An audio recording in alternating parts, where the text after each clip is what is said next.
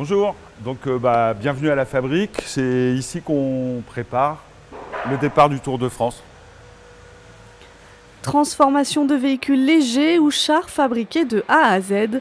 Depuis 2 ans, Vincent et la vingtaine d'artisans de cet atelier travaillent pour la caravane du Tour de France. Ce qu'il y a de magique, c'est que tous les ans, c'est différent. Enfin, tous les ans, en tout cas, il y a des choses différentes à faire. Il y a des gros problèmes techniques qu'on rencontre à résoudre.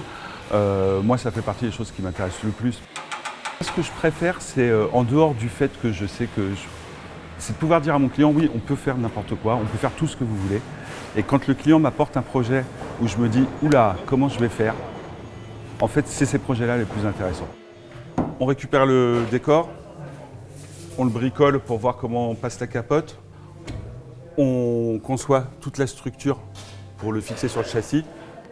23 véhicules de 4 marques sont en train d'être créés. Ils seront livrés 4 à 5 jours avant le grand départ. Les chantiers pour la caravane du Tour, c'est à peu près 20% du chiffre d'affaires. Le Tour de France, c'est un peu un cas d'école parce qu'on fabrique vraiment du hors norme, du sur mesure.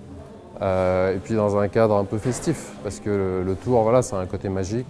Les contraintes sont le cahier des charges de l'organisateur du Tour, le code de la route, et puis les contraintes de la marque, bien entendu. Rendez-vous le samedi 1er juillet à Düsseldorf pour le départ du 104e Tour de France. Plus de 10 millions de spectateurs devraient voir passer les créations de la fabrique.